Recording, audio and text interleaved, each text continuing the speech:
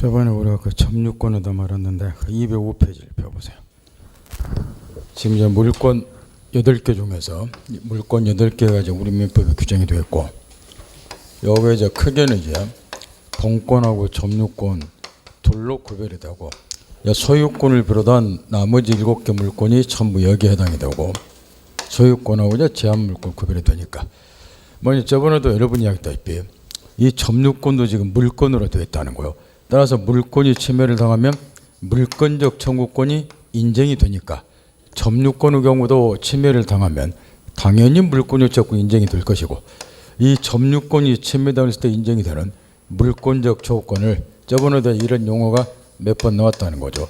우리가 점유 보호 청구권 이리 이야기를 하고, 이것도 이제 물권적 청구권 일종이니까 우리가 2주 전에 배웠던 물권적 청구권의 종류 3가지가 똑같이 인정이 되고, 따라서 이제 점유물 반환 청구권, 방해 제거 청구권, 방해 예방 청구권 3가지가 똑같이 인정이 되고, 원리는 이제 우리가 2주 전에 배운 물권적 청구권의 기본 원리가 그대로 적용이 되는데, 문제가 뭐냐 그러면 우리는 지금 점유권을 배우기 때문에 점유권이 침해됐을 때 인정이 되는 물권적 청구권, 점유보호 청구권만 이 부분에서는 배우지만, 사고를 할 때는 또 요즘 시험은 가급적이면은 여러 개를 종합해서 물어보는 스타일의 문제가 많이 나오기 때문에 이런 건 항상 염두에 두고 공부를 하라는 거예요. 무슨 얘기냐 그러면, 이 갑이 이제 건물을 소유하고 있고 동시에 점유도 하고 있어요. 그럼 이 사람은 물권을 2개를 동시에 갖다는 거죠. 소유권도 갖고 점유하고 있으면 점유권도 갖고, 그럼 을이 갑의 건물을 침탈 뺏어갔다. 그러면 동시에 물권 2개가 같이 침해를 당한단 말이야. 그러면 왼쪽 갑 입장에서는 1. 소유권, 본권에 기한 물권적 반환 청구권을 행사할 수도 있고, 2번째, 점유권도 물권으로 됐으니까 점유권에 기한 물권적 반환 청구권 행사할 수도 있는데, 요걸 이제 줄여서 우리가 점유물 반환 청구권 1 이야기로. 그러면 우리 지금 점유권을 배우니까 이 교재 요 부분에서는 점유물 반환 청구권, 점유권에 기인한 물권적 청구권만 우리가 공부를 하되, 요거는 이제 나중에 소유권에서 다시 나온단 말이야. 소유권에 기한 물권 청구권. 근데 이제 시험 문제는 요걸 2개 싸잡아서 물어보는 경향이 있기 때문에 2개가 같이 발생이 된다.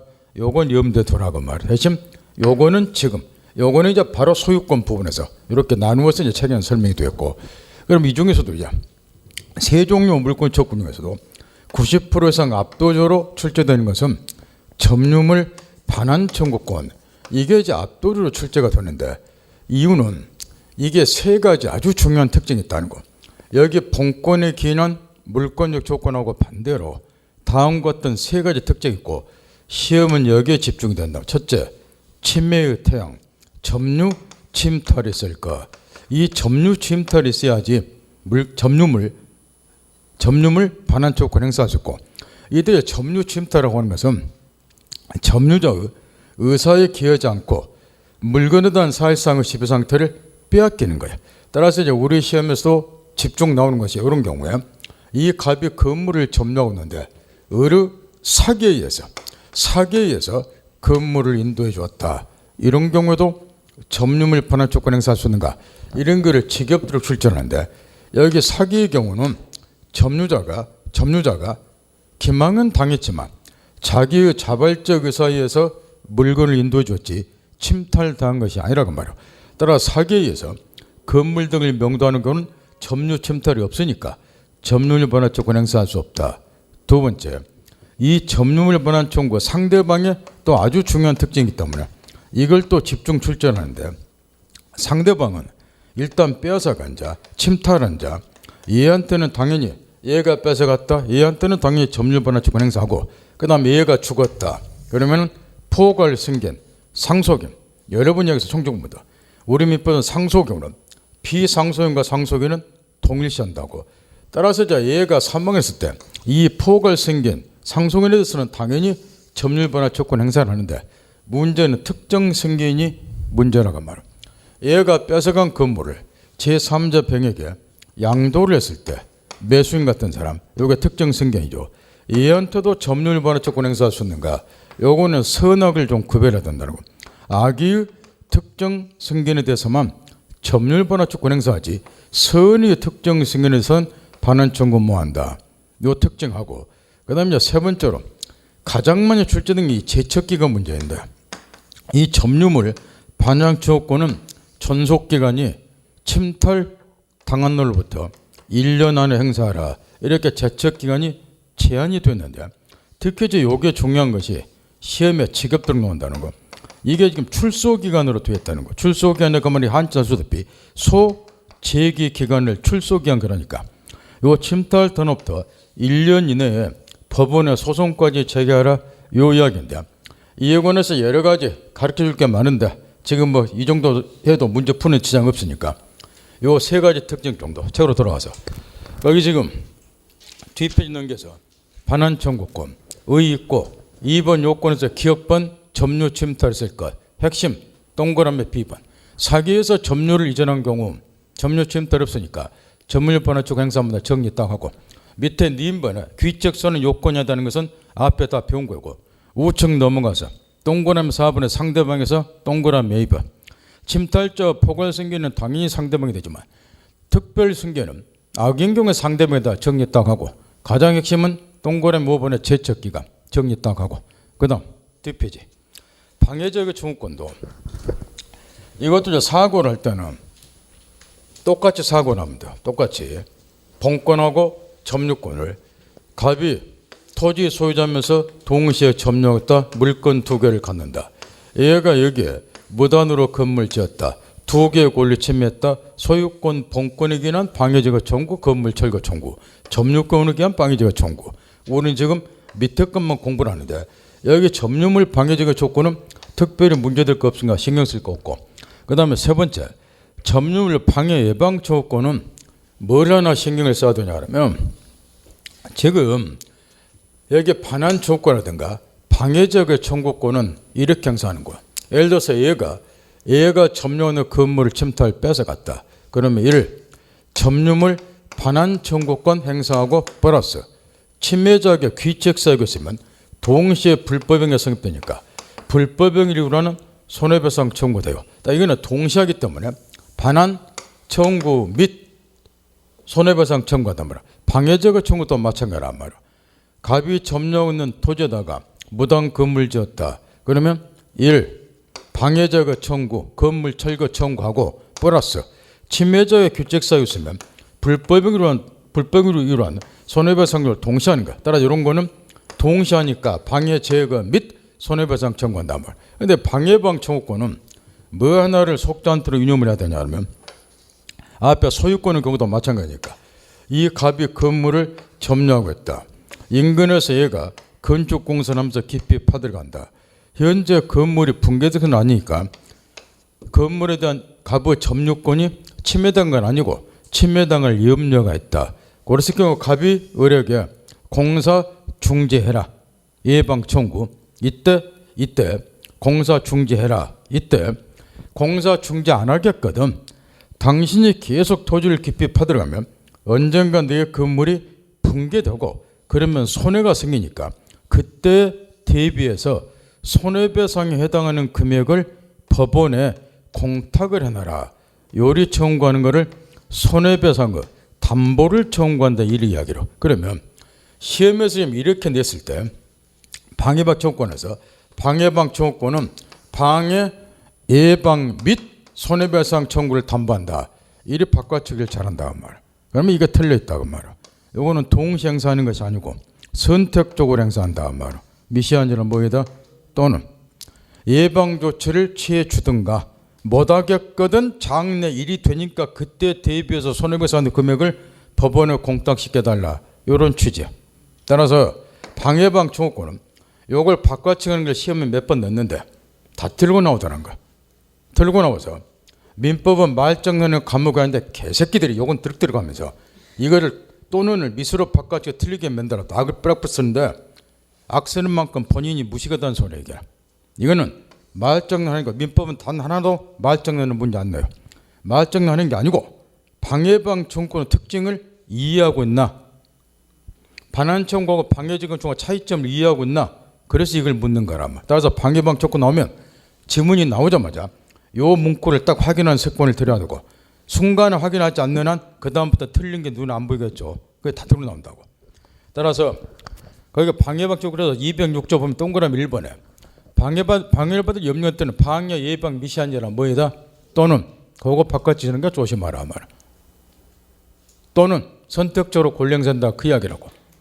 그 다음 점유소와 본권소는 이미 다 가르쳐줬어. 우리는 지금 이 밑에 것만 배우지만 이렇게 갑의 건물이가 뺏어갔을 때 소유권도 침해했고 점유권도 침해했다. 물권적으로 두 개가 동시에 발생. 근데 얘가 이제 반환에 응하지 않으면 소유권 본권에 기인한 반환 청구 소송, 점유권에 기인한 반환 청구 소송. 이게 본권에 기인한 소, 점유권에 기인한 소. 양 소송은 별개 독립의 소송이니까 서로 영향을 안 미친다. 두 개 동시 행사할 수도 없고 순차적으로 행사할 수도 없고 어느 하나 소송을 제기해서 패소 판결 확정되면 다른 소송 또 제기할 수도 없고 이런 이야기니까 읽어볼 필요도 없고. 그 다음 자력구제는 저번에 여러 번 가르쳐줬는데 거기에 쓰는 자력구제는 시험에 낼 일 없고 대신 요걸 갖고 놀아야 된다는 거. 저번 시간에도 여러 분의 추리를 시켜줬으니까 연습을 한 번만 해본단 말이에요. 지금 이 갑이 노트북 소유자 동시에 점유자. 이때 저 의릴라 내가 갑의 노트북을 뺏어가려고 1단계 시도를 한다. 그러면 갑은 스스로 실력을 행사해서 뺏기지 않도록 방위를 할 수 있는데 요게 흔히 말하는 자력 방위권 1 이야기로 시험에 나올 일 없고 실력 행사해서 뺏기 않도록 방해한다 그 이야기야. 2단계 뺏어갔다 그 말이야. 침탈 뺏어갔다 그 말이야. 근데 얘가 현장에 있어요. 그 다음에 도망을 가요. 그러면 추적에서까지는 저번에 이제 요걸 가르쳐줬는데 자력으로 실력 행사해서 뺏어올 수 있다. 이걸 자력 탈환권이라 그래. 여기까지를 싸잡아서 우리가 자력 구제 시험에 낼 일 없고 문제는 이제 중요한 거는 저번처럼 집중력 가르쳐줬는데 이 자력 구제는 중요한 게 시간적 한계라고 말이야. 이 자력 구제가 무제한 허용이 되면 사회평화나 질서를 유지할 수가 없으니까 따라서 이 자력 구제 시간적 한계가 넘어섰을 때 어찌 됩니까? 이걸 절규처로 이야기를 했는데 이때부터는 적법 절차에 따라서 물건을 되찾아야 되니까 흔히 말하는 물권적 청구권을 행사. 자력구제 시간적 한계 넘어서면 이때 전 물권 청구권 두 개가 동시에 발생. 소유권도 침해당했고 점유권도 침해당했으니까 1. 소유권에 기인한 물권적 반환 청구권 노트북 반환 청구. 2. 점유권에 기인한 물권적 반환 청구권. 여기까지 알았나요?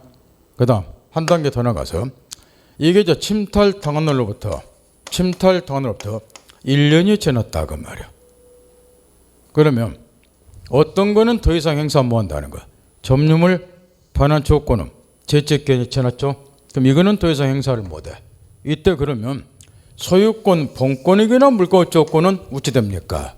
이걸 재작년에 시험에 냈더니 또 빵점짜리가 수두룩 하고.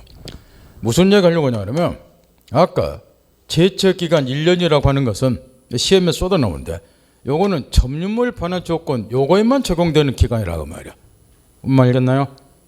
여기 소유권 본권이거나 물권적 조건은 제척기간에 제한이 없어. 이걸 잘 끼우치란 말. 따라서 침탈로부터 1년이 지나면 요건 행사 못하지만 본권 소유권에 기인한 물권적 반환 조건 행사할 수 있다는 거. 요거는 제척기간에 제한이 없으니까. 구별할 수 있겠나요? 왜 이거를 주지시켜주냐고 하면 제척기간 1년 그러니까 이게 만병통치라고 알지도 못하면서 뭔만 나오면 1년이라고 골라갖고 빵점 맞고 다니면서 악수고 다니더란 말이야. 그 재작년에 이걸 냈더니 여지없이 다 빵점 맞고 나 본시험에서 공부를 엉망진창으로 하고 있다는 거야. 쓸데없는 거 내고 다니면서. 따라서 그 자력구제는 기본 개념만 알고 그런 게 시험에 안 된다고. 자력구제 시간적 한계 넘었을 때 이게 핵심이야. 요거 시간적 한계 넘었을 때. 그 다음 뒤로 넘겨서 소유권. 여기 소유권은 소유자가 자기 소유물을 사용수익 처분 등 무엇이든지 할 수 있다. 그래서 소유자가 소유물을 완전하게 지배한다. 그래서 제한물권에 대응해서 소유권을 완전물권 이렇게도 표현하고 제한물권은 글자대로 소유권 행사를 일시로 제한한다. 그래서 제한물권이라고. 시험은 여기 소유권 부분에서는 통상 가장 이제 기본 물건이기 때문에 세 문제 정도 출제가 되고, 먼저 소유권의 개념 넘기고, 부동산 소유권의 범위 집에 가서 있고 217페이지까지 기초인문과정에서 프린트물 통해서 다 가르쳐준 거 그게 또 써졌으니까 이미 프린트물이 몇 번씩 읽었을 것이고 집에 가서 읽으라 말이야. 시험 관련해서 바로 본론으로 들어가서 상린관계부터 이제 본격적으로 우리 시험에 출제가 되는데, 여기 이제 상린관계는 상린 그랬으니까 서로 인접한다 요런 의미일 것이고, 따르자 상린관계는 서로 인접하고 있는 상린이니까 부동산 소유자 사이 부동산 이용 관계를 조절하기 위한 법률 관계를 상린관계라고, 이런 상린관계로부터 유출되는 권리를 우리가 저 상린권이라고 부르는데, 개념상으로 이게 솔로말로 되어 있지만 서로 인접하고 있는 부동산 소유자 사이 부동산 이용 관계 조절한다 그랬으니까 알고 보면 누구나 다 이해할 수 있는 이런 것들을 말한다. 부동산을 인접하다 보면 이런 분쟁들이 끊임없이 생겨요. 여기에 갑지다, 갑소유 토지다, 여기에 을지고, 여기에 저 공로 도로가 있다고 말이야. 공로 도로가. 그럼 우리나라는 결혼 시간에 배운 맹지처럼 유달리 이런 토지들이 의외로 많아요. 이 갑이 을지를 통하지 않고서는 공로에 출입할 수 없다, 또는 과다한 비용을 요한다. 그러면 이 갑이라는 사람은 참새 새끼도 아닌 바야 날아들 수 없으니까 을지를 통할 수밖에 없다 그 말이요. 이때 요거는 분명히 을 소유 토지예요. 따라서 을이 자기 토지에 대한 소유권을 행사, 여기서 소유권 행사한다는 것은 지나다니면 다른 몽세 분져버리겠다, 가지 마라, 이렇게 행사한다 그 말. 이건 어찌 보면 정당한 거야. 내 땅이기 때문에. 근데 문제는 이 갑의 을지를 통해서는 공로에 출입할 수 없거나 과다한 비용을 요한다는 것이 문제라고 말이야. 참새 새끼 아니란 말이야. 날아다니지 못한다고 말이야. 그래 갑은 여기 을지를 통하려고 그러고 을은 소유권 행사해서 막고, 그러면 이게 끊임없이 분쟁이 생겨. 부동산이 인접하다 보니까 이런 분쟁거리가 많이 생겨. 이걸 그대로 방치하게 되면 사회 공동체가 파괴되기 때문에 우리 법에서 여기에 개입, 양자 부동산 이용 관계를 조절해 줄 필요가 있고, 그런 거를 상린관계. 그럼 어떻게 조절해 주는가? 갑의 경우는 어쩔 수 없다 그 말이야. 통용할 수밖에. 따라서 요건을 갖추면 이 갑에게는 을지를 통할 수 있는 권리, 이런 거를 이제 명칭을 주의 토지 통행권 그라고, 이런 걸 우리는 상린권이라고 부른단 말이야. 따라서 요건을 갖추면 갑은 계약 필요 없이 당연히 을지를 통할 수 있는 권리를 갖고, 역으로 을 입장에서는 이게 내 토지임에도 불구하고 갑의 통행을 막아서는 안 될 소극적인 수인 의무를 부담을 하게 돼요. 따라서 이제 이 상린관계가 부동산 소유권의 범위 밑에 요 상린관계가 설명이 됐는데, 제목은 항상 잘 보면서 공부를 하죠. 부동산 소유권의 범위 밑에 요게 들어갔단 말이야. 그럼 이 말은 이게 지금 부동산 소유권의 범위하고 관련이 있다는 소리인데, 이유가 뭐냐? 이게 지금 상린관계는 일면에서는 소유권 확장이면서 타 면에서는 소유권의 제한에 해당이 되기 때문에 저런 이야기를 한다고 말이야. 갑을 기준으로 하면 원래는 토지가 내 거가 요거니까 요 을지를 통하면 안 돼요, 이렇게. 그죠? 근데 상린권 인정이 되면 여기 통행이 되잖아. 그러니까 갑을 기준으로 하면 갑의 소유권이 여기까지 미치는 셈이잖아. 그러니까 소유권이 뭐한 거고 확정이 되고, 을은 소유권 행사에서 갑의 통행을 막게 됨에도 불구하고 갑의 통행을 막아서는 안 되니까 이를 기준으로 하면 소유권 행사 뭐예요? 제한. 감 잡았나요? 그 다음 이를 돕기 위해서 하나만 더 살펴보자. 또 부동산을 인접하다 보니까 이런 것까지 또 티격태격하다라는 거. 여기에 갑소유 집이 있고 여기에 저 토지가 또 붙어있는 을소유 토지가 있는데, 이 을이라는 사람이 경계를 침범한 건 아닌데, 침범해서는 당연히 안 되는 거고, 침범한 건 아닌데 경계에 바짝 붙여서 건물을 짓기 시작하더라고 말이야. 그러면 갑이 보고 있다가 득달같이 또 쫓아온다고 말이야. 왜 지금 건물을 경계에 바짝 붙여 짓느냐? 네가 이리 지으면 내 건물 바람도 안 들고 통풍도 안 되고 햇빛도 안 들어온다, 좀 띄어 지어라, 이리 요구를 할 것이고, 그러면 의리한 사람이 또 이렇게 반발한다. 이 새끼 웃긴 새끼란 말이야. 내 땅에다가 경계 침범한 것도 아니고 내 돈 들여서 내 건물 짓는데 네가 붙여지라 띄어져라 왜 감나라 판나라 그러냐 분쟁이 생기더라 이야기야. 이걸 또 방치할 수는 없기 때문에 우리 민법에서 양자 부동산 이용관계를 다음과 같이 조절해 준다 말이야. 이 갑은 을에게 경계로부터 얼마 됐던 거 이게? 반미터죠. 경계로부터 반미터 띄어져라고 요구할 수 있는 권리 갖고 상린권. 그럼 얘는 내 토지에다가 내 돈 들여서 건물 지음에도 불구하고 경계로부터 몇 미터 띄어져야 되고 반미터 띄어져야 되고 이걸 위반하면 갑은 을에게 건물 철거 청구하고 그럼 내 땅에다가 내 돈 들어서 건물 짓고 있음에도 불구하고 건물 날아가는 불상사를 겪어요. 이런 게 상린관계예요. 아직도 긴가민가면은 또 한 번만 살펴본단 말이에요. 부동산이 인접했다 보니까 이런 일도 생겨. 지금 얘 들은 거 시험에서 가장 많이 출제한 걸 지금 골라가면서 얘 들어주고 있는 거예요. 주의토지통합권, 경계선물 건축금이 두 번째로 많이 출제하고 이런 것도 우리 시험에 간간히 나오더라는 거예요. 여러분이 너무나 좋아하는 문제예요. 이런 것만 시험에 내면 대한민국 모든 백성이 중개에서 찡따겠죠. 여기에 갑지고 여기에 나무가 있고 나무까지가 경계를 넘어서 을지 쪽으로 넘어오더라 이렇게. 이 나무까지가 경계 넘어서 넘어오게 되면 이걸 가지고 두 사람이 또 티격태격 을 갑에게 나무까지 제거해라. 경계 넘어서 나무까지 들어오니까 낙엽도 떨리고 사람 환장하겠다. 갑 이 새끼도 웃긴 새끼란 말이야. 내가 나무까지 일부러 보는 것도 아니고 하느님 뜻인데 참 예민하구나. 이 말의 폭발 또 싸운다고 말이야. 그래서 이제 이 경우도 1. 나무까지가 경계 넘어오면은 일단 제거해달라고 청구하라. 얘가 저거에 응하자면 스스로 제거해라. 나무뿌리가 경계를 넘으면 차이 제거해달라고 청구할 뻔했지 그냥 썰어버려라. 제거한 건 나무까지 뿌리는 누구 거냐? 내 거다. 불쏘시고 쓰고 불 떼서 써라. 이런 거예요. 이런 거를 상린관계가. 따라서 결론은 여러분이 부동산을 이웃집 사람하고 맞대고 있으면서 티격티격 벌어지는 분쟁거리를 해결해주기 위한 법률관계가 상린관계다. 그렇게 생각하면 돼. 그러면 공부를 할 때 좀 뭐를 신경을 써야 되냐. 뒤에 넘겨서 이 상린관계 규정이 한 30개 넘게 민법에 규정이 됐는데 상린관계 규정이에요.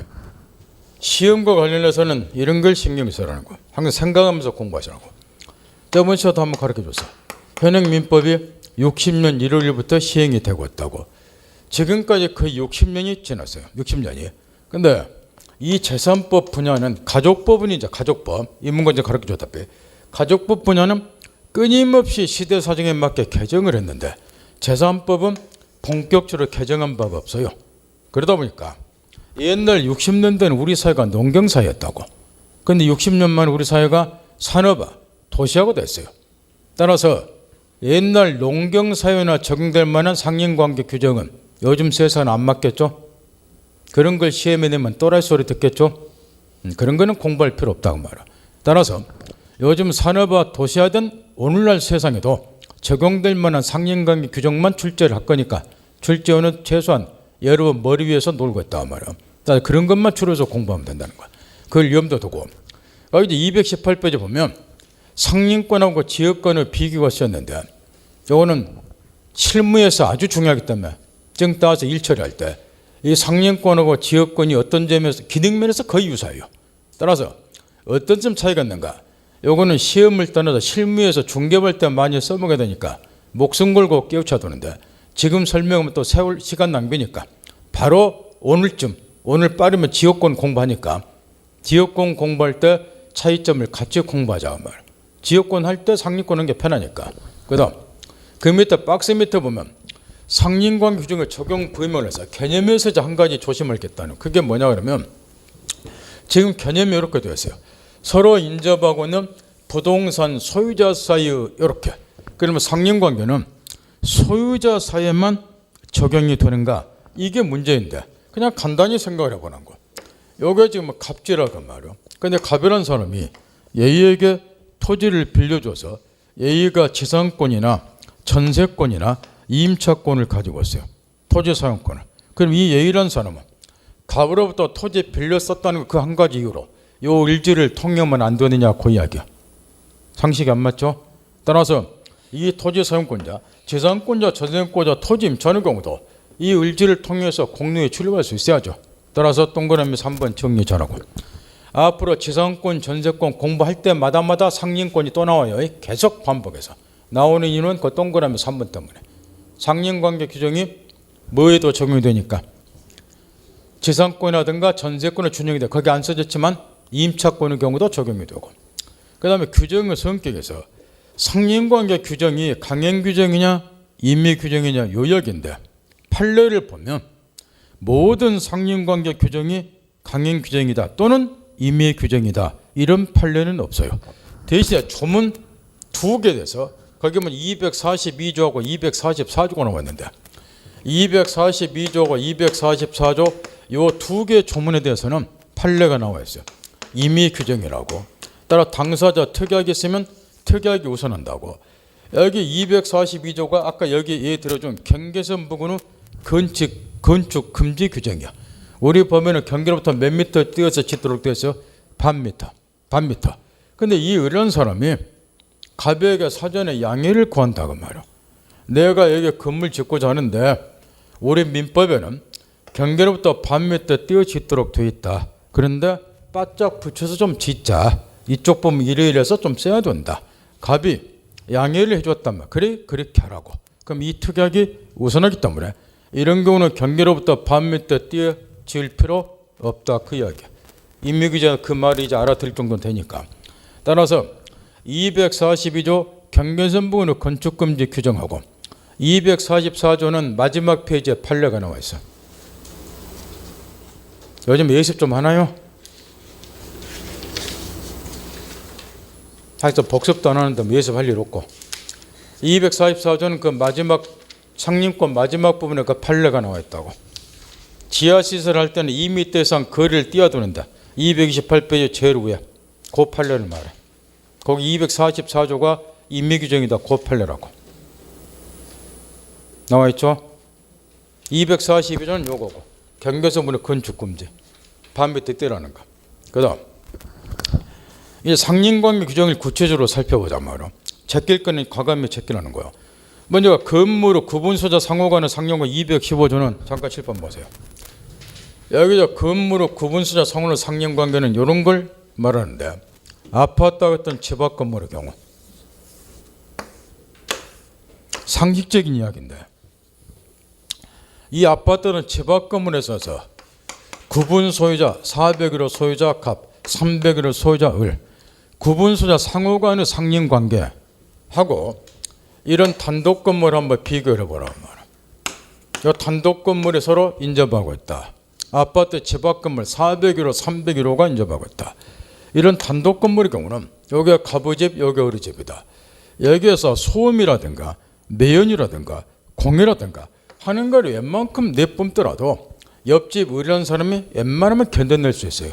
그다지 큰 영향 안 주니까. 근데 아파트 같은 것은 요즘에도 계속 사회 문제가 되고 끝버금은 살인사건 계속 나오듯이 층간 소음 문제가 말도 못하게 지금 심각하죠. 여기가 우회층 400으로 와가 조금만 여기서 시끄럽게 하면은 밑에 집에는 살 수가 없다고. 올라간다고. 조용히 좀 하라고. 그러면 들어주면 돼. 그것도 고등교육 받은 사람들이다. 근데 꼭 이런 애들 있어. 반바지 입고 넌닝구처럼 나와서 배떡 내밀고 쓰리바짝 긋고 나와서 이렇게 이야기한다고. 내 집에서 내 입 갖고 떠드는데 네가 뭔 상관이냐고. 소유권 행사한다 그 이야기죠. 이러니까 사단이 벌어진다고. 그죠? 수위나 한도를 넘으면 소음 공해들 내뿜으면 안 되는 거야. 이거 상린관계에 해당이 되니까.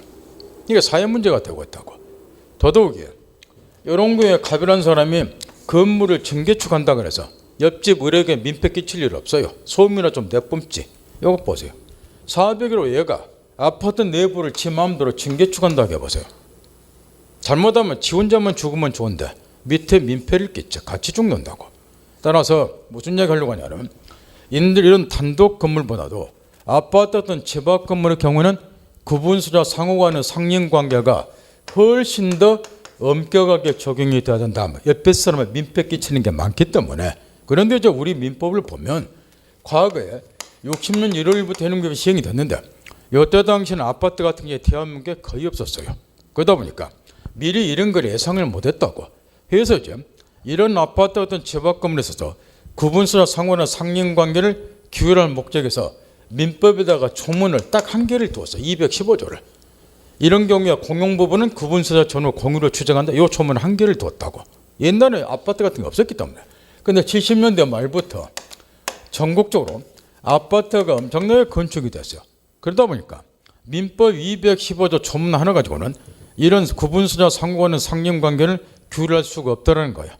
해서 어쩔 수 없이 84년도에 민법에는 조문이 한 개밖에 없다 보니까 84년도에 집합 건물에 있어서 구분소자 상호간의 상린관계를 규율할 필요성 때문에 특별법을 하나 제정을 했어요.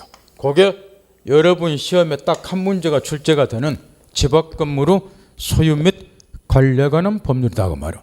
따라서 이제는 이런 아파트 어떤 집합 건물에 있어서 구분소자 상호간의 상린관계는 민법 215조가 아니라 특별법이 규율한다는 거예요. 무슨 법이?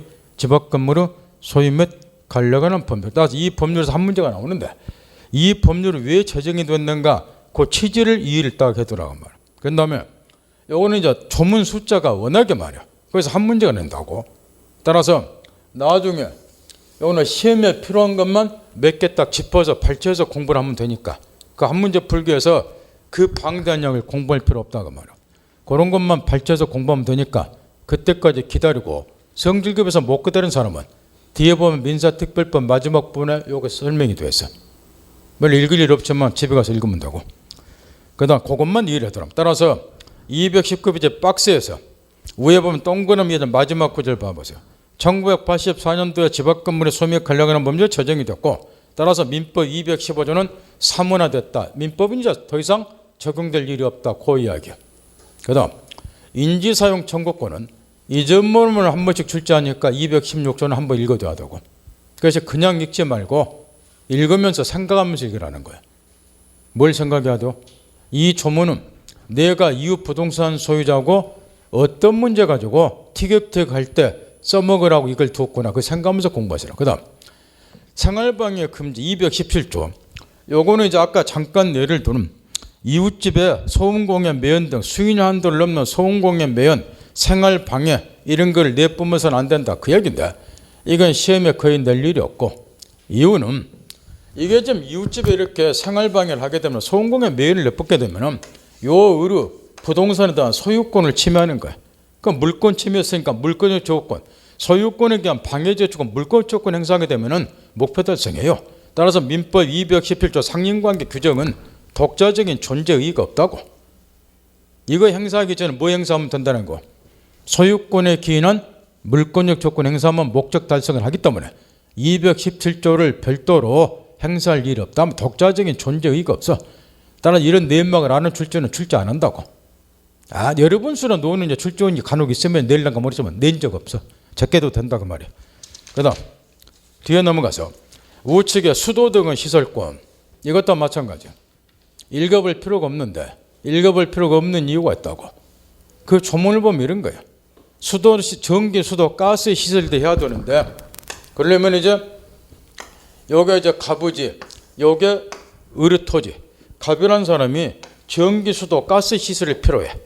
그럼 이 관을 지금 끄집어야 되는데 을지를 통과할 수밖에 없더라. 그럼 을지를 통과해서 전기, 수도, 가스 시설을 할 수 있다. 요 이야기, 요 조문인데 요게 적용될 일 없어요 요즘에. 왜냐? 전기, 수도, 가스는 공익사업이죠. 여러분이 단독으로 어디 집 질 때 전기, 수도, 가스 시설 단독으로 하나요? 안 하잖아. 한국전력공사, 수도공사, 가스공사 공급을 해줘. 그러면 전기, 수도, 가스 이런 관들은 관계 공사에서 관계 법률에 따라서 전기, 수도, 가스 관을 묻을 때는 공익사업이니까 관계 법률에 따라서 토지를 수용을 해버려. 이 말 듣겠나요? 이 상린관 규정이 적용될 일 없어요 이런 경우는. 그럼 이 규정은 어디에 적용되느냐? 공익사업 말고 개인이 스스로 전기, 수도, 가스 시설 할 때 이럴 때는 필요한데 요즘에 그런 거 할 일 없잖아요. 안 그래요? 이런 것도 시험에 내면 또라이요. 생각하면서 한번 해보라고. 주의토지 통행권은 아예 쏟아져 나와 시험에. 상린권 시험 내면 90%가 여기 나온다고. 이유가 있어. 그 이유는 이따 가르쳐 주더라고. 뒤에 넘겨서 223페이지면 무료상령공에 나와 있어요. 읽어볼 필요 없어요. 그러니까 농경사회나 적용이 돼. 몰라 도의사회에 뭐 적용될 일 없나 내면 그것도 떠라요. 적격부로 되고. 225페이지 경계권한 상령관계는 요즘에도 능히 적용이 되니까 이런 거는 꼼꼼히 읽어야 돼. 조문을. 여기 지금 237조를 보면 인접하여 토지를 소유한 자는 공동비용이에요. 공동비용으로 통상의 경계표나 담을 설치한다. 그 다음에 비용은 쌍방의 절반씩 부담하라. 청량비용은 여러분이 너무 좋아하는 문제 이런 건 내면 면적에 비례한다. 이렇게만 하면 문제 풀어. 뒤에 238조 담에 대해서 석수시설 할 때 통상 높이보다 높이 하자. 재료를 좀 양호한 거 좋은 걸로 쓰자. 이럴 때는 공동비용이 아니라 자기비용. 239조 경계 설치된 경계표 담 국어는 깨골창 또랑창을 말해. 국어라고 하는 거죠. 국어는 상린자와 공유로 추정한다. 읽으면 돼요. 이때 그 밑에 중간에 판례가 하나 나와 있어. 졌나요? 97년 8월 26일자. 이 판례도 이전만 한 번씩 나오는 판례인데 최근에도 출제가 됐고 내용은 이런 거예요. 방금 이제 이 조문과 관련해서 여기에 가부집이 있고 여기에 지금 의리집이 있는데 여기에 경계에 담이 없어요. 담이 지금 없다고. 서로 이렇게 마주보면 다 보여. 생활하는 게. 그러면 여기에 담을 쌓으면 참 좋지 않냐고 말이야. 이때는 지금 공동비용으로 이 담을 설치를 아까 법이 이렇게 돼 있다고. 그래 이제 의리한 사람이 가볍게 욕을 해요. 이게 서로 이렇게 뻔히 보이는데 생활하기 불편하니까 내가 얼마 내고 당신 얼마 내고 공동비용으로 담을 설치합시다. 그럼 담을 설치하면 돼. 공동비용으로. 근데 이 가비란 놈이 또 배뜩 내밀고 반바지처럼 슬퍼져 끄고 나와서 나는 다 먹고 오니까 바람도 솔솔 들어오고 참 괜찮은데 나는 쌓기 싫어요. 이런 애들이 있다고. 그러니까 분쟁이 생겨. 이 반또라이인데 이런 게. 그래서 두게 된 것이 이 조문이요. 요구하라 그 말이야. 이때 당신은 뭐 해야 될 의무가 있다. 그 마지막 줄 봐보세요. 뭐라고 되죠? 법 판례? 그러지 협력할 의무가 있다. 하도 협력을 안 하니까 의무라고 못질을 해놨어. 소송에서. 협력할 의무가 있으니까 공동비용 담 설치할 의무가 있다 그 말이야. 판례는 그렇게 나왔지만 이제 하나만 물어봅시다. 분명히 지금 그 판례는 얘는 협력할 의무가 있다고 되어 있죠. 근데 또 협조 안 했어. 나는 법 모른다. 너는 법 알아서 좋겠다. 이런 애들이 있으니까. 그러면 조직의 쓴맛 보이라고 그랬죠. 조직의 쓴맛 보이죠. 그런 애들한테 넌 법 잘 알아서 좋겠다. 이런 애들이 있으면 좋지. 법 잘하니까. 모르는 것보다 뭐 하면 돼요.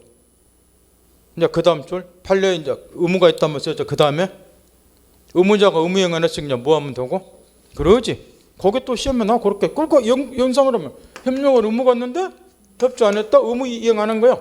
그러면 권리자는 뭐 할 수 있다. 협력하라고 법원에 소제기할 수도 있다는 거.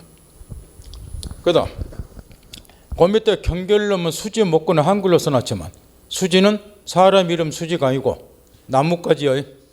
목구는 나무 뿌리겠죠.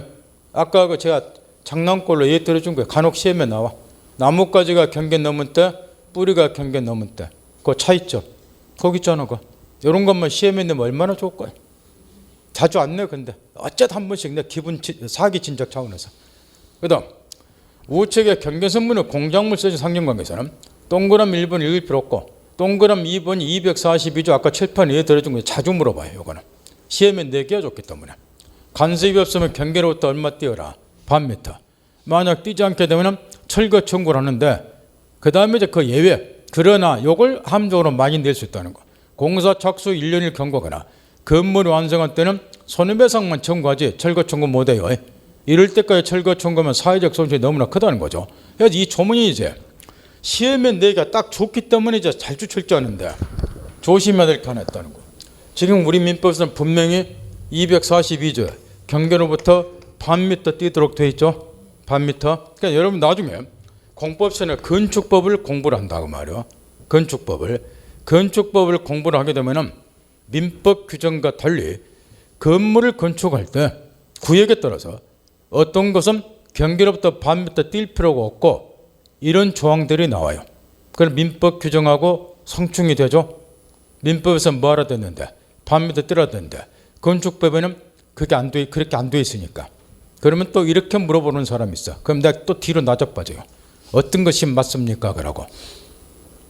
질문 자체가 아주 잘못됐단 말이야. 법에 나와 있으니까 두 개 다 맞지. 뭐가 맞냐고 왜 물어보냐고. 법에 나와 있잖아. 다 맞아. 어떻게 질문해야 돼요? 어떤 게 맞습니까? 그럼 그 무시고 소치고. 기초인문과정에서 가르쳐줬어. 민법은 무슨 법이고 일반법이고, 건축법은 무슨 법이고 특별법이고. 그럼 특별법 우선 원칙에 따라서 특별법인 건축법이 우선 적용이 되는 거예요. 따라서 민법 242조는 건축법상의 특별규정 때문에 민법 242조가 실무상으로 적용되는 경우란 거의 없다는 거예요. 건물 지을 때는 무슨 법이 우선 적용된다? 건축법이. 반미 때 띄어진다 이 규정이 적용되는 경우란 거의 없다는 거예요. 그 말 알아듣겠나요? 뭐 때문에? 건축법상의 특별 규정 때문에. 그러니까 내 개인 생각으로는 이건 낼 필요가 없어. 왜냐? 건축법 규정이 우선 적용되기 때문에 이 민법 규정이 실무사 적용되는 거랑 극히 드물다고. 그게 뭐하러 내냐고. 그러니까 내는 거는 그 조문이 참 내기가 좋으니까 그래 내는 거예요. 그러니까 법을 좀 아는 출제인 것 같으면 안 내지 이런 거는. 건축법의 특별 규정인데 뭐하러 이걸 내냐고. 제 말 알아듣겠죠? 그러니까 건축법 공부하시다가 그런 게 나오면 민법은 반미터인데 민법은 일반법이고 건축법은 특별법이니까 특별법은 건축법이 우선 적용되고 다음 민법 242조는 실무상으로 별로 적용될 일은 없다. 이런 식으로 정리를 딱 하시라고. 그 다음 나머지 읽을 필요 없고 다시 앞으로 돌려서 이제 주의토지 통행권. 요게 이제 상림권에서 앞뒤로 출제가 되니까 여기에다가 전력 투구를 해야 된다는 거. 나머지는 방금 간단히 지적해 준 그런 것만 체크를 딱 하고 여기 주의토지 통행권 아까 칠판에 예 들어준 스토리인데 이게 이제 시험에 앞뒤로 출제된 이유가 있어요. 지금 아까 이야기한 것처럼 요게 갑지고 요게 을지라고 말이요. 여기에 이제 공로 도로가 있고 그러면 갑이 을지를 통하지 않고서는 공로에 출입할 수 없거나 과다한 비용을 요한다. 이런 요건을 갖추면 갑은 을지를 통할 수 있는 권리, 흔히 말하는 주의, 토지, 통행권은 상리권을 갖고 그러면 이제 을지를 통할 수 있다. 이게 219조 주의토지 통행권인데 이게 1970년대까지는 사회적으로 별로 문제가 안 됐어요. 무슨 얘기냐면 갑지, 이 갑이라는 사람이 을지를 통해서 도로에 출입한다. 근데 을지가 통상은 빈 땅, 공지였다고 말이야. 그러니까 갑이라는 사람 통일한다 그래서 이 을이라는 사람이 시비를 걸고 지난다지 말해라 시비 안 걸었단 말. 그냥 다녔어 이렇게. 그러다가 70년대 말부터 전국에 개발붐이 불었어. 전국에 70년대 말부터. 그러다 보니 빈 땅만 보이면 뭐 하기 시작했어요? 건물을 짓기 시작했다고. 그러다 보니까 종래 갑이라는 사람이 그냥 이렇게 통행했던 이 을지, 이 색칠한 부분 여기다가 을이라는 사람이 뭐 하기 시작한 거야? 내 땅이니까 건물을 짓기 시작했다고 말이야. 이 말 듣겠나요? 건축권 불다 보니까. 그러니까 이제 갑이 덕달같이 쫓아오더라는 거야. 왜 쫓아온지 알겠죠? 내가 통행했던 이 부분에 얘가 건물 지으니까 너 지금 뭐하냐? 내가 통행에 지나다니는데 왜 건물 지어? 그런 게 이제 을이라는 놈이 기가 막힌 거야. 이 새끼 웃긴 새끼라고 말이야. 뭐라고 이야기해? 야, 놈아, 이건 내 땅이라고. 네 통행과 그동안 봐준 거라고. 내 땅에다 건물 지는 네가 왜 지 시비냐고. 그래 이게 소송이 전국적으로 수천 건이 돌았어. 소송이. 이게 사회 문제가 됐다고. 그래서 엄청나게 분쟁이 생겼어. 소송이 붙고. 그러니까 이에 관한 판례가 발달이 된 거예요. 그래서 이 판례를 집중 시험에 낸다고. 이런 배경 때문에. 그러니까 초등처럼 주의토지 사용권 별표치기 이러지 말고 왜 이게 중요하고 사회 문제가 되고 이 배경을 좀 생각하면서 공부를 하라고. 법 공부는 이런 거 공부하는 거예요. 여러분 저거 조문이나 따락따락 외우고 그런 게 아니고 배경까지 가르쳐 좀 배경을 좀 생각하면서 공부를 하셔. 그래야 실력이 좀 늘고 민법 실력이 풍부해져. 그런 다음에 몇 가지 이제 검토를 해보자. 의 있고 밑에 판례로 내려가서 첫 번째 판례. 여기 이제 주의토지 통행권은 아무한테나 인정된 게 아니고 토지 사용권을 갖는 자에게 일단 인정이 돼. 따라서 그 판례에서 두 번째 줄. 토지 소유자. 그 다음에 이걸 지상권자나 임차인 전세권자에 빌릴 때 지상권자, 전세권자 등 토지 소유권을 가진 애들한테만 통행권이 인정이 되기 때문에 첫째, 명의신탁자. 저번 주에 내가 가르쳐 줬는데 이 경우도 명의신탁에 있어서 특례 규정이 적용되는 경우, 명의인탁 약정이 유효인 경우, 명의인탁 약정이 유효인 경우, 저번 주에 가르쳐 줬죠? 자주점, 타주점 할 때 명의인탁 약정이 유효인 경우는 우리 판례가 네가 앞으로 계속 써먹어야 돼요. 그걸 저번 주에 가르쳐 줬다고. 신탁행위로 보고 소유자가 누가 되느냐. 대내적으로는 누구를 소유자로 보고 신탁자, 대조로는 누구를 소유자로 보고 수탁자. 저번 주에 가르쳐 줬죠? 수탁자가 점유하는 따라서 무슨 점유고? 대내적으로는 신탁자에게 소유권이 있기 때문에 수탁자가 점유하더라도 신탁자에게 소유권을 전제하니까 무슨 점유? 타주 점유. 그걸 저번 주에 가르쳐 줬어. 앞으로 계속 써먹어야 되니까 가르쳐 준 거라고. 이 원리가 또 여기에 적용이 돼. 이 경우에 이 가변한 행위가 A에게 이 토지를 명의신탁, 이 명의인탁 약정이 특례 규정에서 유효인 경우, 문중이 명의인탁이 있다, 남편이 각시한테 명의인탁이 이런 경우, 신탁자, 수탁자 인정 묻는단 말이오. 이 경우에 이 신탁자에게도 통행권 인정이 되는가? 이걸 지금 우리 시험에서 물어봤다는 이 판례를 외우는 거 아니야? 해보세요. 신탁자 통행권 인정이 될까요? 토지 사용권자에게만 통행권 인정이 돼. 이 경우에 대외적으로 누가 소유자가 되는 거예요?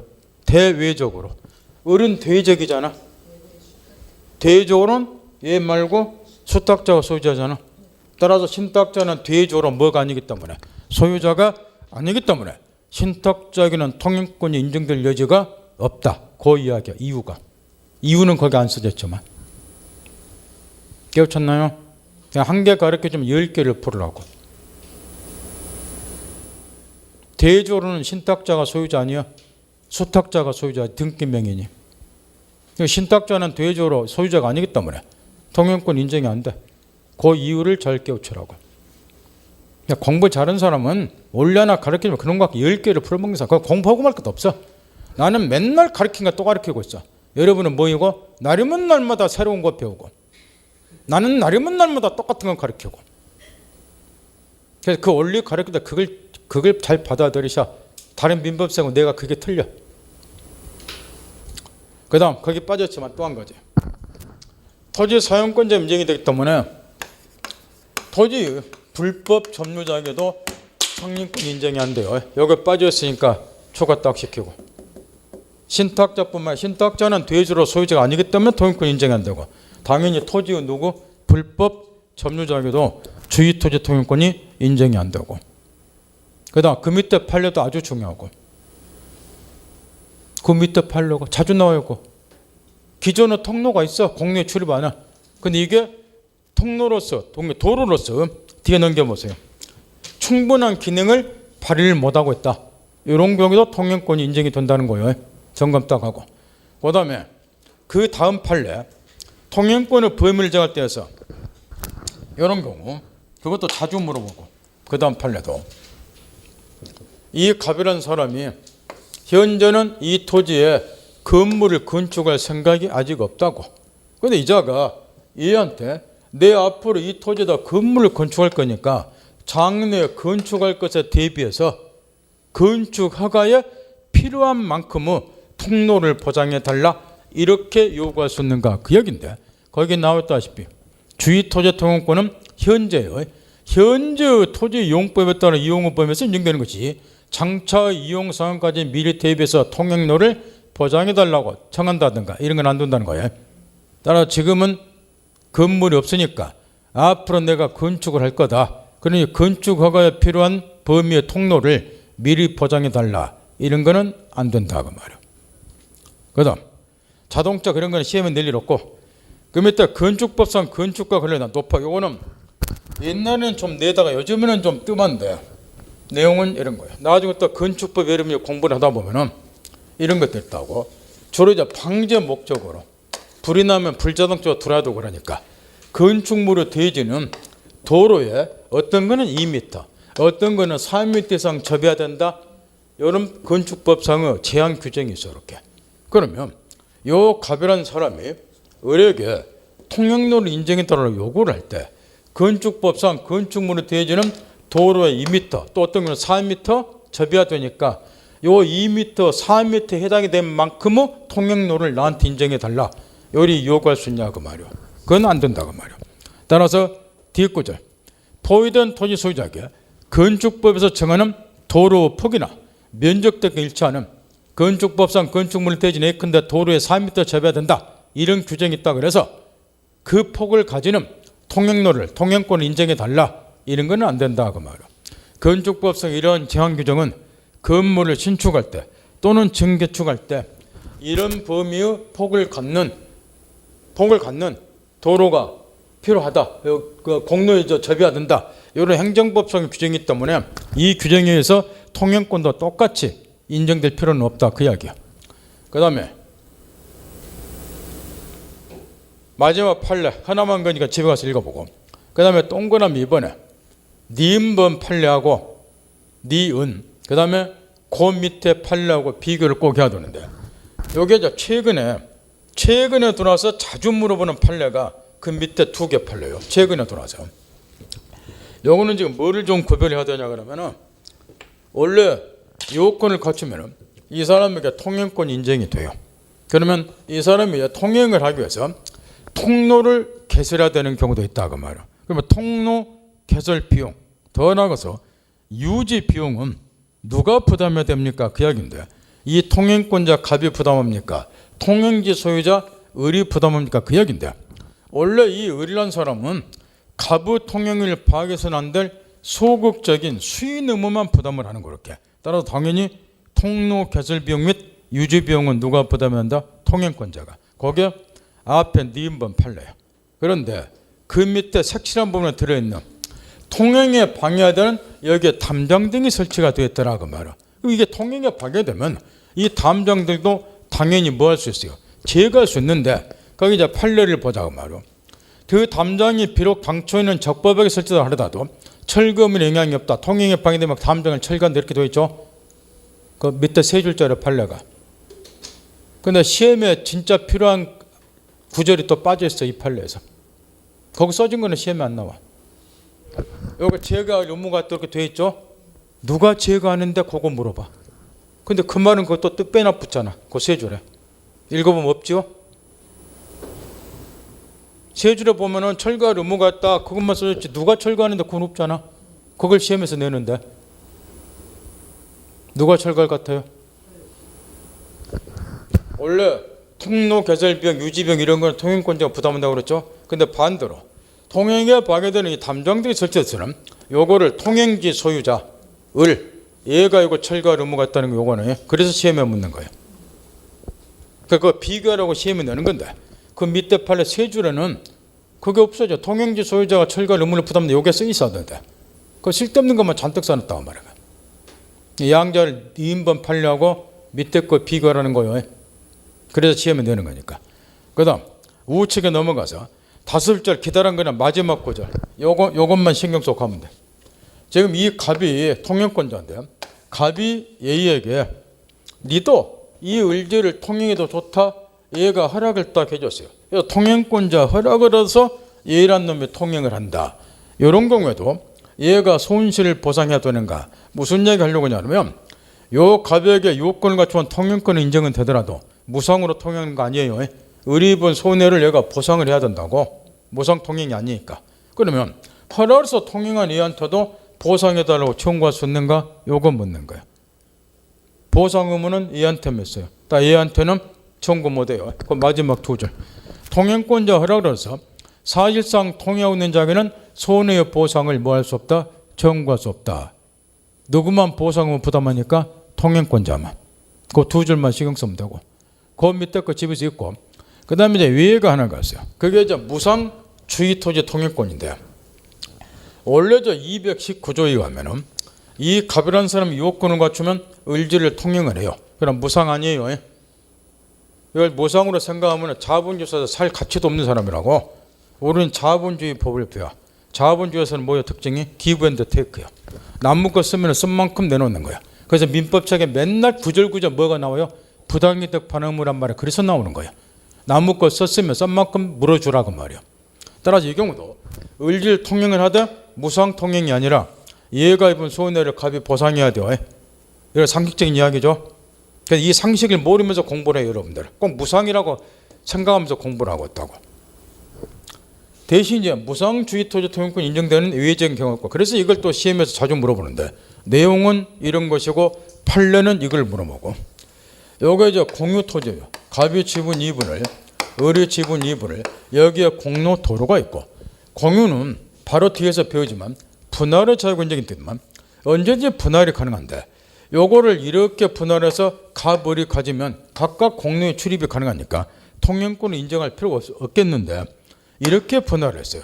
분할로 인해서 이거는 갑이, 요거는 을이, 분할로 인해서 요 갑이라는 사람이 을지를 통하지 않고서는 공로에 출입할 수 없는 땅이 되어버렸다 하면, 또는 이 토지 전부가 갑 소유인데 일부를 을에게 양도를 했어요. 결과 또 이렇게 통행이 불가능했단 말이에요. 그러면 공유물 분할 결과 일부 양도로 인해서 갑이 공로에 출입하기 위해서 요 을지를 통일할 필요가 생겼다. 그러면 두 가지 특징이 있어요. 첫째, 이 갑이라는 사람은 이런 거는 절대 제3자 토지를 통해서는 안 되고, 분할로 인하여 다른 공유자, 여기서는 을이 취득한 부분, 요 부분, 일부 양도는 양순이 취득한 요 부분만을 통행을 해야 되고, 더 중요한 거는 무상으로 통행이 가능하다는 거.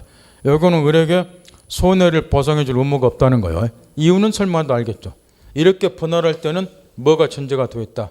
갑이 이렇게 분할할 때는 바보들 아니잖아. 갑이 을지를 통한다는 걸 전제하고서 분할했겠죠. 그렇잖아. 그러니까 굳이 제3자도 통할 필요 없고 을지 통행하고, 이거는 손해 보상해 줄 의무도 없고, 그걸 전제하고 있으니까. 판례 하나. 이 경우에 이제 220조 무상주의 토지 통행권은 분할 당사자, 양도 당사자에서만 인정이 되는 거예요. 요 두 놈사에서만 무상이라 그 말이야.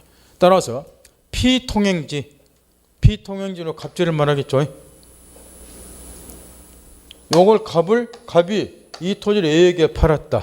요 을지를 을이 B에게 팔았다. 이런 특정 승계인들, 얘네들한테는 220조가 적용이 안 돼. 그 판례 신경 쓰고. 마지막 동그라미 니은번. 분할 또는 양도 당사자에만 220조는 적용이 되고, 무상주의 통행권은 포위된 토지 또는 피통행지의 특정 승계인, 요 포위된 토지, 피통행지, 팔렸다 특정 승계인, 요렇게는 무상 아니에요. 지네들끼리는 무상이니까. 그 다음 뒤로 넘겨서 228페이지만 소유권의 취득이 나오는데, 여기서는 이제 뭘 배우고자 하는가. 소유권의 취득도 흔히 말하는 물권 변동이고, 물권 변동 원인은 두 종류가 있겠죠. 하나는 법률 행위에 의한 물권 변동. 따라 소유권 취득도 대부분의 경우는 법률 행위에서 소유권 취득하는 경우가 대부분일 것이고, 그 다음에 거꾸로 법률 행위에 의하지 않고 법률의 규정에서 물권 변동을 하니까 법률의 규정에서 소유권 취득하는 경우도 있을 것이고, 물권 변동 원인이 두 가지가 똑같이 사고하면 될게. 그 대신 법률 행위에 의한 소유권의 취득은 우리가 앞에서 저번 주에 법률 행위에 의한 물권 변동 공부하면서 원리를 다 배웠으니까, 여기 제3절 소유권의 취득 부분에서는 위에 거는 별도로 공부 안 하고, 우리 민법을 보면 법률 행위에 의하지 않고, 바꿔 말하면 법률의 규정에서 소유권을 취득하는 경우가 몇 가지가 민법에 규정이 되어 있다는 것. 따라 지금부터는 법률의 규정에서 소유권을 취득하는 경우에 어떤 것들이 있는가, 이걸 공부하고자 한다 말이야. 딱 그걸 반드시 전제를 하라고 말이야. 소유권의 취득 압박 이런 걸 좀 설명을 해놔야 돼. 이 새끼가 그걸 다 빼놨다고 또. 그러니까 지금 3절에서 배운 소유권의 취득은 어떤 걸 배운다? 법률 행위에 의하지 아니하고 소유권 취득하는 경우를 배운다. 그걸 꼭 전제를 해야 된다고. 내 말 알겠나요? 요거는 이제 앞에 원리가 그대로 정돼. 여기서는 따로 안 배우고, 법률 행위에 의한 소유권 취득은 법률 행위에 의한 물권 변동 원리가 그대로 정되니까.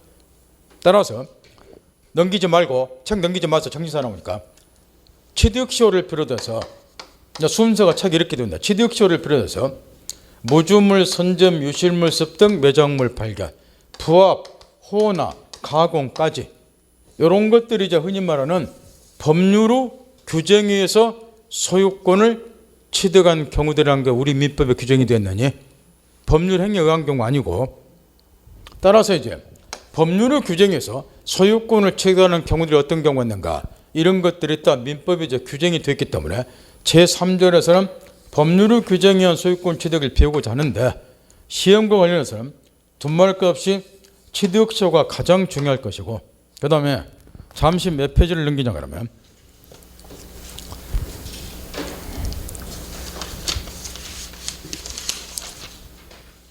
저기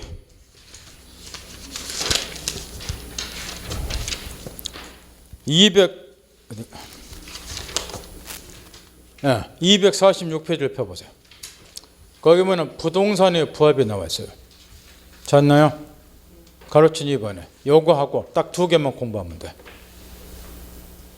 나머지는 옛날 시험에서도 5년이나 또 7년에 한 번씩 냈는데, 더더욱이 요즘 시험에서는 거의 출제를 안 하니까 마지막 가는 게 여력 있으면 전문인 한번 읽어보면 가고, 저도 강의 안 해줘 그런 거는 여러분 몫이니까.